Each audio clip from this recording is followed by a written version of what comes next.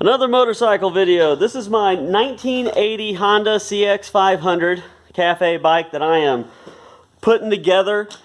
And every time I post a video or something about this bike, I get asked about my coils because I am not using the stock coil assembly. Now, the reason why I got rid of the stock coil assembly is because one of the spark plug caps was messed up. This one over here.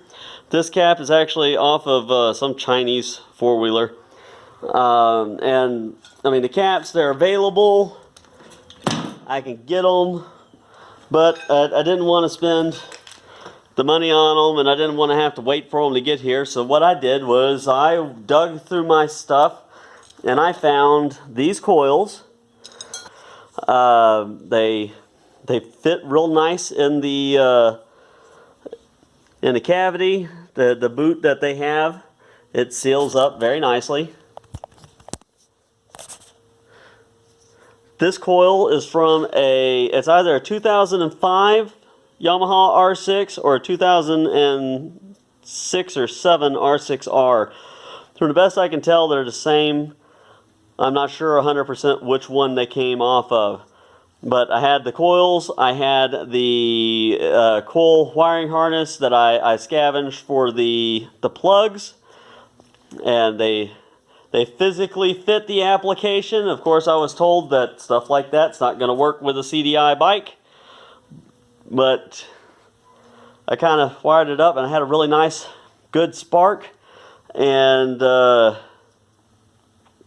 it seems to work. I don't know if it's going to work for a long time. I don't know if it's going to break. I don't know if I'll burn my coils up. I don't know if I'll damage my CDI. But for the time being, they seem to work pretty well. Now, there is a market-ready coil-on plug kit that's sold by Murray's Carbs. It is proven. You can buy it. You know it works. So if you're looking for something like this, and you want something that you know is going to work and last, go to his site, get that. It's worth the money. But that's not usually my style. I like to try and use what I got. So we're going to talk about how it's wired up. It's very simple. Get underneath my tank here.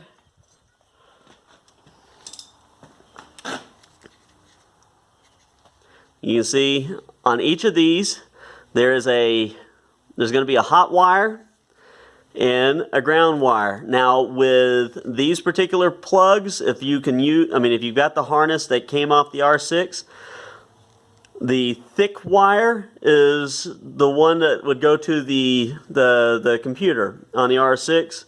The other one eventually works its way back to ground.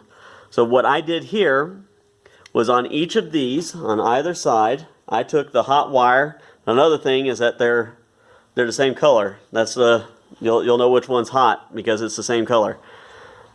I took that one and ran it back to the connection off of my CDI. Now, it's really hard to see exactly how this is set up, but basically it's coming off the bottom and everything and pulling up here. That's for the number 2 over there.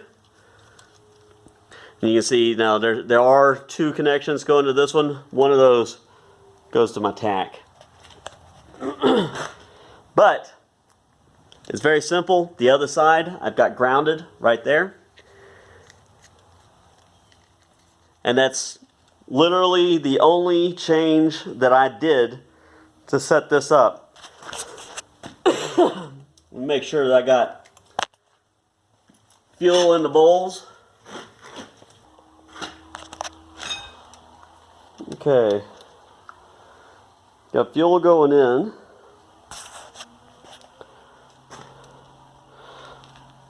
Choke on. And now this is another thing, I will have to come back and rejet my carburetors. Doesn't like this so much. And I've also got to wire in my ignition switch. Oops, dropped my phone.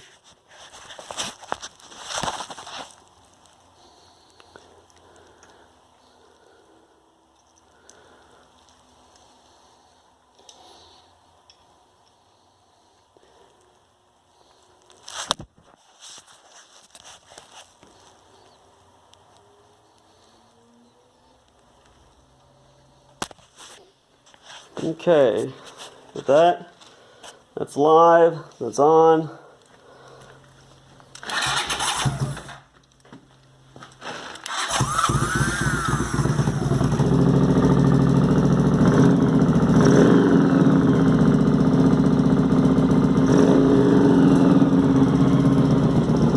So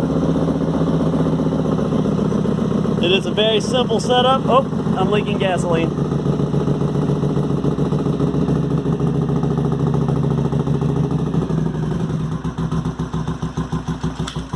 Nope, it didn't like that. So, still some tuning to do, but that coil set seems to do the trick.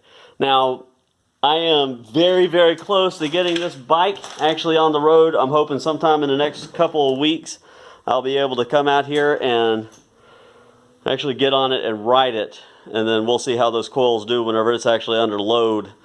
So, stay tuned. Thanks for watching. Subscribe if you find this stuff interesting. You'll get updates, especially for next motorcycle video. Or my turbine stuff if y'all are interested in that kind of thing. Stay safe, guys. Have a wonderful evening. Thank you so much for watching.